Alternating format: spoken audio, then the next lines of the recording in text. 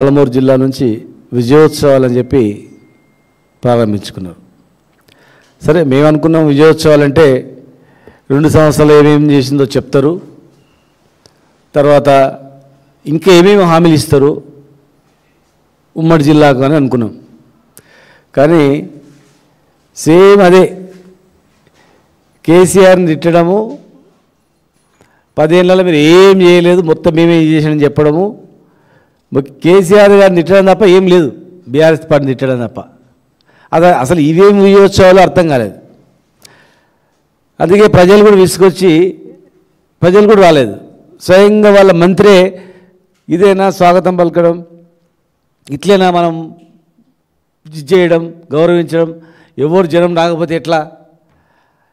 ఆయన ప్రసంగం మొత్తం జనాలు రాలేదు, ఎవరు పట్టించుకోలేదు అని చెప్పడం తప్ప ప్రజలు ఎట్లా వస్తారు? ఒక మంచి మాటలు మాట్లాడితే వస్తారు, ఒక మంచి పనులు చేస్తే వస్తారు, ఎవరే కానీ. మీరే రాలేదంటున్నంటే, స్టార్టింగ్ సభకే రాలేదంటున్నంటే జనంలో ఏ మేరకు ఉందో ఒక్కసారి అర్థం చేసుకోవాల్సిన అవసరం ఉంది, దాన్ని సరి చేసుకోవాల్సిన అవసరం ఉంది. పాలమూరు జిల్లా ప్రజలు ఏం చేయలేదంటే నమ్ముతారా? ఏం చేయలేదా? మీరు పెట్టిన ఊరు అంతకుముందు ఎట్లా ఉండే? ఆ సభ పెట్టిన ఊరు జిల్లాల కేంద్రాలు ఎట్లా ఉండే? మేము 5 జిల్లాలు చేయలేదా? 5 జిల్లా కేంద్రాలు ఏర్పాటు చేయలేదా? 5 జిల్లా కేంద్రాల్లో ఒక కలెక్టర్ని కలవాలంటే వారం రోజులు అవుతుండే, ఒక ఎస్పీని కలవాలంటే కలవపోతుంది, కనీసం ముఖం కూడా ఇవ్వబోతుంది, కలెక్టర్ ఎట్లుంటాడో ఎస్పీ ఎట్లుంటాడో అని. ఆ ఎస్ఐ ముఖం కూడా సరిగ్గా చూడని వాళ్ళు ఉంటుండ్రి. చిన్న మండలాలు ఏర్పాటు చేసి, జిల్లా హెడ్ క్వార్టర్లు ఏర్పాటు చేసి, ఒక కలెక్టర్ ఉన్న దగ్గర 5 మంది కలెక్టర్లను, 5 మంది ఎస్పీలను, కలెక్టర్ ఒక ఆఫీస్ చుట్టూ తిరగాలంటే ఇంకో ఆఫీస్ ఈ కోన ఉంటే ఓ ఆఫీస్ ఆ కోన ఉంటుండే. అలాంటిది అన్ని ఆఫీసులు ఇంటిగ్రేటెడ్ ఆఫీసులు, ఒక పని మీద వస్తే అందరు ఒకటే దగ్గర దొరికేటట్లు కలెక్టరేట్లు కట్టింది మేము కాదా? కేసీఆర్ గారంట ఎంపీ అయిన తర్వాత పత్తా లేకుండా ఏం పని చేయలేదంట. కనీసం మాట్లాడేటప్పుడు మరి రాసిచ్చే వాళ్ళు కూడా కొంచెం ఏమైనా చెప్పాలా? మరీ అన్ని అబద్ధాలు మాట్లాడితే ఎట్లా నమ్ముతారు? ఇప్పుడు ఈ జిల్లా తీసుకుపోయి ఇంకో జిల్లాలో మాట్లాడితే నమ్ముతారు. మహబూబ్నగర్ జిల్లాను తీసుకుపోయి ఎక్కడో ఆదిలాబాద్లో మహబూబ్నగర్ ఏం చేయలేదంటే ఉండొచ్చు అనుకుంటారు. ఆదిలాబాద్ గురించి మహబూబ్నగర్లో చెప్పారనుకో, సరే ఉండొచ్చు, ఆదిలాబాద్ ఎవరు పెట్టుకోలేదు అనుకోవచ్చు. మహబూబ్నగర్ జిల్లా గురించి మహబూబ్నగర్ జిల్లాలో ఏం చేయలేదు 10 ఏళ్ళంటే మరి ఇవన్నీ చేసినామని ఎవరు?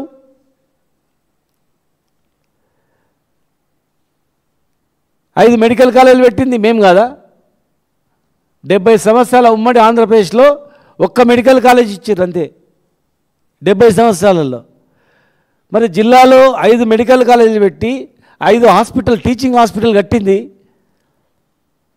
కేసీఆర్ గారు కదా? బీఆర్ఎస్ ప్రభుత్వం కదా?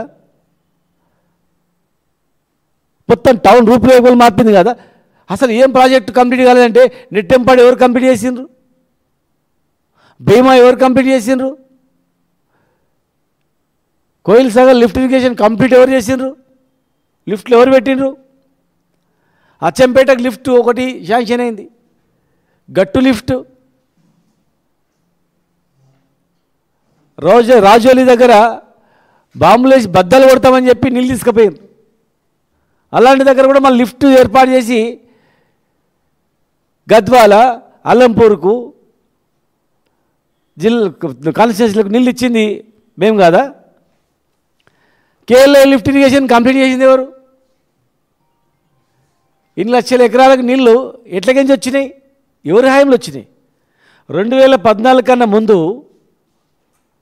ఒక్క చుక్క నీళ్ళని వచ్చింది ఆ కేఎల్ఐ నుంచి? ఒక 20 సంవత్సరాలు 20 సార్లు శిలాపాలకాలు పెట్టిన తప్ప చుక్క నీరని ఇచ్చిండ్రా? పాలమూరు రంగారెడ్డి జిల్లా ప్రాజెక్టు కంప్లీట్ చేసింది ఎవరు?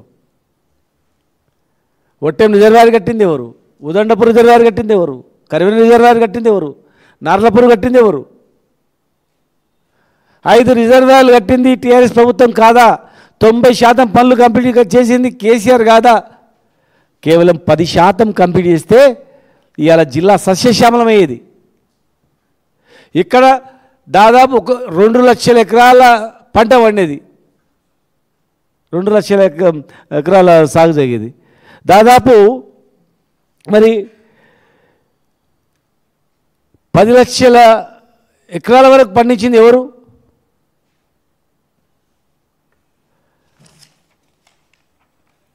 మ్యాక్సిమం 60 లక్షల టన్నులు పండేటివి మహబూబ్నగర్ జిల్లాలో. టోటల్ మొత్తం 60 లక్షల టన్నుల నుంచి 3 కోట్ల టన్నుల వరకు పండించింది ఏ హాయంలో? ఆంధ్రప్రదేశ్ గవర్నమెంట్లో కాంగ్రెస్ హాయంలోనా, లేకపోతే ఈ 10 సంవత్సరాల బీఆర్ఎస్ పార్టీ అధికారంలో వచ్చిన తర్వాతనా? 2 లక్షల ఎకరాల నుంచి 10 లక్షల ఎకరాల వరకు సాగు చేయించింది ఎవరు? ప్రతి పొలానికి నీరు, ప్రతి చేయికి పని కలిగించింది ఎవరు? వలసలు ఆపింది ఎవరు? రైతులను ధనవంతులను చేసింది ఎవరు? రైతులకు విలువ వచ్చింది ఎవరు? ఇప్పుడు 2014 కన్నా ముందు రైతు భూమి విలువ ఎంత?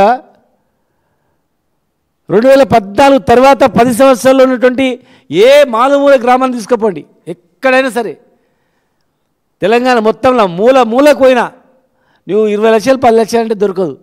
ఆ స్థాయికి పోయింది. వ్యవసాయాన్ని పండుగ చేసినందుకే కదా.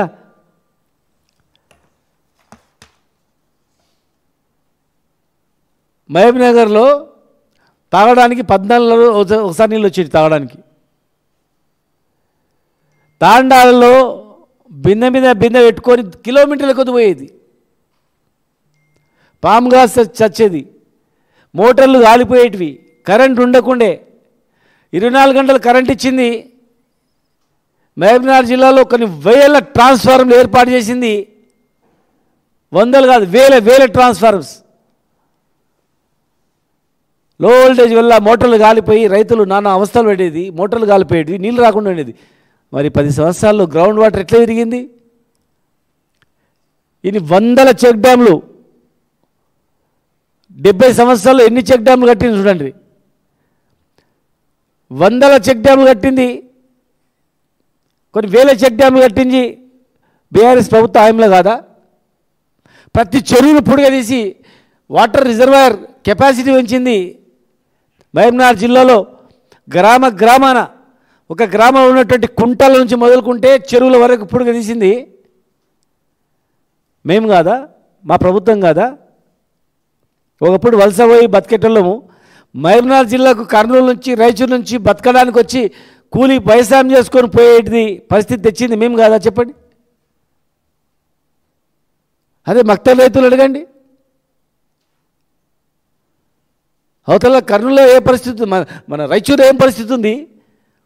10 సంవత్సరాలు ఇటు ఏ పరిస్థితి రివర్స్ అయింది కదా. ఒక మంత్రి మాట్లాడతాడు రేషన్ కార్డులు ఇవ్వలేదని. చీఫ్ సెక్రటరీ గారు అనిపించండి, మేము ఇచ్చినాము, పబ్లిసిటీ చేసుకోలేదు, ఆన్లైన్లో అప్లై చేసుకుని ఇచ్చేసినాం. మీరు ఎన్ని ఇచ్చిండ్రు? అన్ని 6 లక్షల పైన మేము కూడా ఇచ్చినాం కొత్త రేషన్ కార్డులు. మీరు చీఫ్ సెక్రటరీ దగ్గర 10 సంవత్సరాలు ఒక్క రేషన్ కార్డు ఇవ్వలేదు అని చెప్పియండి, మీరు ఏ దానికంటే సిద్ధం. సంబంధం లేని మంత్రి సంబంధం లేని శాఖ గురించి అవగాహన లేకుండా ఒక ఆయన మాట్లాడతాడు, ఇంకో రకంగా మాట్లాడతారు. జూపల్లి కృష్ణారావు గారు అసలు ఏం చేయలేదంటారు. మరి 10 సంవత్సరాలు మా పార్టీలోనే ఉండే కదా ముందు 10 సంవత్సరాలు. 10 సంవత్సరాలు ఏం లేదే కొల్లాపూర్కి రోడ్ ఎట్లా ఉండే? కోన్ పుస్తా కొల్లాపూర్ అంటుండ్రి. దుమ్ము గుంతలు ఉండేటివి. హైదరాబాద్ నుంచి కొల్లాపూర్ పోయే రోడ్డు, కొల్లాపూర్లో వ్యవసాయం చేసే కరెంటు, వ్యవసాయము, కాలేజీలు, అక్కడ జరుగుతున్నటువంటి సోమశీల కావచ్చు, ఇవన్నీ అసలు జిల్లాని ఏం చేయలేదా? ఇవన్నీ ఏం పనులే కానీ ఎట్లా? 10 సంవత్సరాలు మా పార్టీలో ఉండి అసలు ఏం కాలేదంటాడు. ఇంకో ఆయన సంబంధం లేని శాఖతో అసలు లేదంటాడు. ముఖ్యమంత్రి గారు అయితే అసలు ఏమీ అభివృద్ధి కాలేదంటారు. అసలు నేను అడుగుతా ఉన్నాను, మీరేం చేసారో చెప్పండి. ఈ 2 సంవత్సరాల్లో మీరేం చేసింది చెప్పండి. ఎప్పుడు అప్పులు అని మన అప్పులు ఉన్నాక ఒక్కొక్కరిని ఎట్లా చేస్తారు ధనవంతులు? మరి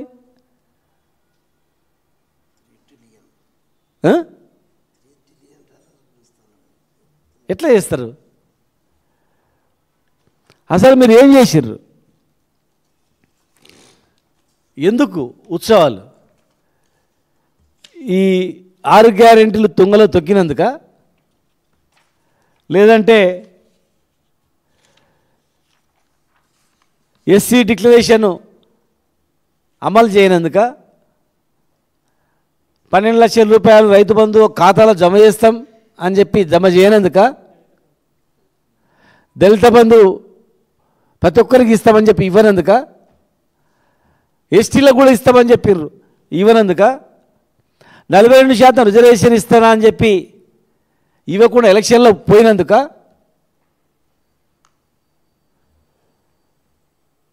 గొర్రెల కురుమలకు 3 లక్షల రూపాయలు అకౌంట్లో వేస్తామని వేయనందుక, చెట్టు మీద పైనుంచి కింద పడి ప్రమాదమైన చనిపోయిన గీత కార్మికులకు 10 లక్షలు ఇస్తా అని చెప్పి ఎగ్గొట్టినందుక, మున్నూరు కాపులకు మంత్రి పదవి ఇవ్వనందుక, గొర్రెల కురుమలకు మంత్రి పదవి ఇవ్వనందుక, బీసీ స్టూడెంట్స్కు విద్యా ఉద్యోగాలు రిజర్వేషన్ ఇస్తారని చెప్పి అసెంబ్లీలో బిల్లు పాస్ చేసి మరి ఇంప్లిమెంట్ చేయనందుక, రైతు బంధు ఇస్తారని చెప్పి రైతులకు ఇవ్వకుండా ఎగ్గొట్టినందుక, ప్రతి మహిళకు 2,500 పెన్షన్ ఇస్తారని ఇవ్వనందుక, 4,000 పెన్షన్ 6,000 చేస్తానని ఇవ్వనందుక, వికలాంగులకు 8,000 ఇస్తారని ఇవ్వనందుక, ప్రతి జర్నలిస్టుకి ఇల్లు ఇస్తా అని చెప్పి ఇవ్వనందుక, 2 లక్షల ఉద్యోగాలు ఇస్తారని ఇవ్వనందుక, అసలు ఏ దాని గురించి? యూత్ డిక్లరేషన్ అమలు చేయనందుక, మైనార్టీలకు ఇస్తారని హామీలు ఇవ్వకుండా ఏదో మన ఎలక్షన్స్లో గట్టిగా మాట్లాడేందుకు మంత్రి పదవి వచ్చింది, అది కూడా ఎలక్షన్ గురించి. మరి మిగతా మైనార్టీలకు ఇస్తారని ఏమైంది? బీసీ కుల వృత్తులను పూర్తి ప్రతి మండలంలో ఒక వృత్తి బజార్ ఏర్పాటు చేస్తామన్నారు, చేప పుల్లలు ఫ్రీగా ఇస్తామన్నారు, ముద్రాలను బీసీ ఏ గ్రూప్లో ఇస్తామన్నారు, మున్నూరు కాపు కార్పొరేషన్ ఇస్తామని అన్నారు, ఎంబీసీ మంత్రిత్వ శాఖ ఇస్తామన్నారు, ఎంబీసీలకు ఎమ్మెల్సీలుగా చైర్మన్లుగా ఇస్తామన్నారు. మంత్రి పదవి లేదు, చైర్మన్ లేవు, ఏ పదవి లేదు. టోటల్గా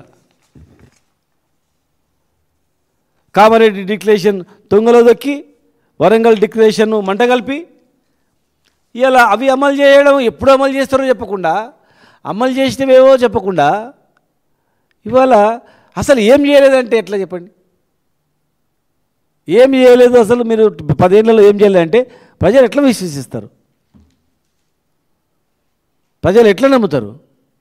మీ విజయోత్సవాలు దయచేసి కాంగ్రెస్ పార్టీకి ప్రభుత్వానికి విజ్ఞప్తి చేస్తున్నాం, మీ విజయోత్సవాలు జరుపుకోండి, ఫుట్బాల్ కూడా ఆడండి, ఆల్రెడీ ఆడుతున్నారు ఫుట్బాల్ ఆడండి లాస్ట్లో, నో ప్రాబ్లం.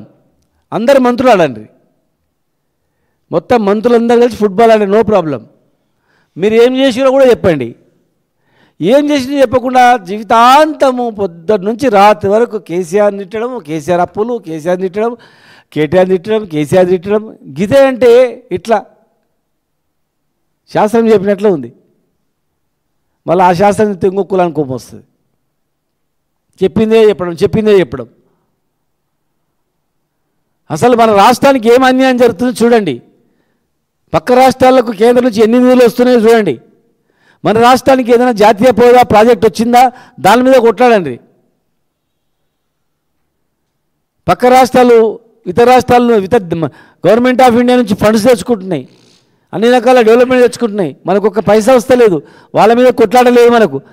మనము కొట్టి ఈ గవర్నమెంట్ పోయిన గవర్నమెంట్ ఈ గవర్నమెంట్ తిట్టడమే ఉంది తప్ప, అరే కేంద్రంలో ఉన్నటువంటి పార్టీ ఏం చేస్తుంది, మన రాష్ట్రానికి ఎన్ని నిధులు వస్తున్నాయి, ఎందుకు ఇస్తలేదని నిలదీయట్లేదు, కొట్లాడట్లేదు. బీసీపీలు ఎందుకు పాస్ చేస్తారని చెప్పి అఖిలపక్షాన్ని తీసుకోవట్లేదు. 3,000 కోట్ల గురించి ఎలక్షన్ పెట్టినామంటున్నారు. మరి ఒక్క కాన్స్టిట్యున్సీకే నిన్న 1000 కోట్లు ఇచ్చిరంట. మరి 3 కాన్స్టిట్యున్సీలో పని ఆపుకుంటే అన్ని గ్రామాలకు డబ్బులు వచ్చేటివి కదా. ఎవరు అడిగిన ఎలక్షన్ గ్రామాలకు? మాకు కూడా గౌరవం ఉండాలి, మాకు కూడా రాజకీయ రిజర్వేషన్ ఇవ్వాలి, మీరు ఇస్తామన్నది ఇవ్వాలని చెప్పి అడుగుతారు ప్రజలందరూ కూడా. ఒక బీసీలే కాదు, ఎస్సీలు అడుగుతున్నారు, ఎస్టీలు అడుగుతున్నారు, ఓసీలు అడుగుతున్నారు, ప్రజాప్రతినిధులు చాలామంది. రాజకీయంగా వ్యత్యాసాలు ఉండొద్దు, సమతుల్యంగా ఉండాలి, ఇన్బ్యాలెన్స్ అయితే మళ్ళీ పుట్టుకొస్తే ఉద్యమాలని చెప్పి 10% డబ్బులు ఖర్చు పెడితే కంప్లీట్ అయ్యేటువంటి పాలమూరు రంగారెడ్డి జిల్లా ప్రాజెక్టును పక్కకు పెట్టి చిట్టెం నర్సిరెడ్డి గారు చనిపోయి ఎప్పుడో చనిపోయాడు. 2014 వచ్చిన ప్రాజెక్టు చిట్టెం నర్సిరెడ్డి గారు తెచ్చిరని అన్నారు నారాయణపేట కొడంగల్ లిఫ్ట్కి. ఆయన అప్పుడే అంతకుముందే చనిపోయాడు. ఆయన వాళ్ళ కొడుకు ఎమ్మెల్యేగా మాజీ ఎమ్మెల్యే ఉన్నారు. వారు పొద్దుగా చెప్పిండు, వారు ఫోన్ చేసి అన్న మా నాన్న చెప్పిండు చనిపోయిండు, ఎప్పుడో చనిపోయిండు, 2014లో మా నాయన తెచ్చిండు ఈ స్కీమ్ అంటాడు ఎట్లా అని చెప్పేసి నేను మాట్లాడితే 2 గంటలకని చెప్పిండు ఆయన అక్కడ. కనుక దయచేసి కేసీఆర్ని తిట్టడమో కేటీఆర్ని తిట్టడం అయిపోయింది. అది ఎలక్షన్ల వరకు జరిగింది అంతవరకు. తేరుకురు ప్రజలందరూ కూడా అయ్యో పొరపాటు చేసినామని, పెద్ద ఆయనకు పొరపాటు చేసినాం, అరే మళ్ళీ ఎప్పుడు ఎలక్షన్ వస్తాయని 1000 కళ్ళతో కొంతమంది చచ్చిపోయేటోళ్ళు ముసలోళ్ళు సాగు దగ్గర ఉన్న కూడా మళ్ళీ ఓటేజ్ చచ్చిపోతా, కేసీఆర్ ఓటేజ్ చచ్చిపోతా, గప్పటి వరకు దేవుడు బతికిస్తేసాలని చెప్పి వాళ్ళు కూడా చాలామంది ఉన్నారు. కావాలంటే మీరు పరిశీలించండి, ఎక్కడైనా పోయి అడగండి. కనుక ఈ ప్రభుత్వం వారోత్సవాల పేరు మీద కేసీఆర్ గారిని తిట్టి ప్రభుత్వాన్ని తిట్టి ఏం చేయలేదంటే కాదు. మీరు ఏ జిల్లాలో మీరు మాట్లాడతారో ఆ జిల్లాకి ఏం చేసిందో ప్రభుత్వం ఆ 2 నెలల్లో మీరు చెప్పండి, చేయబోయి చెప్పండి, మేమేం చేస్తామని. కనీసం 2 ఏళ్ళు చేయలేకపోయినాము, ఇవన్నీ ఉన్నాయి, ఇంకా 2 నెలలు చేస్తామని చెప్పండి. అంతేగాని ఏం చేయలేదంటే మరి మేమందరం ఉండి ఏం చేయకుండా మేము ఉన్నామంటే ఎట్లా? ఇంతమంది 10 సంవత్సరాలు రేయింబోలు కష్టపడ్డాం.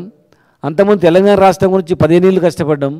రాష్ట్రాన్ని తెచ్చుకొని రాష్ట్రాన్ని బాగు చేసుకున్నాం, జిల్లాని బాగు చేసుకున్నాం. ఎక్కడో ఉండేటువంటి తెలంగాణను ఎక్కడికో తీసుకుపోయినాం. కేసీఆర్ గారి నాయకత్వంలో 27వ స్థానంలో ఉన్నటువంటి వరి పంటను దేశంలో నెంబర్ 1 స్థానం తీసుకుపోయినాం. ఇవన్నీ విజయాలు కాదా? విజయాలు చెప్తూ మేము ఏం చెప్తే అరే నిజమే ఇవి చేసిందో చేయలేదని చెప్తారు, నమ్ముతారు.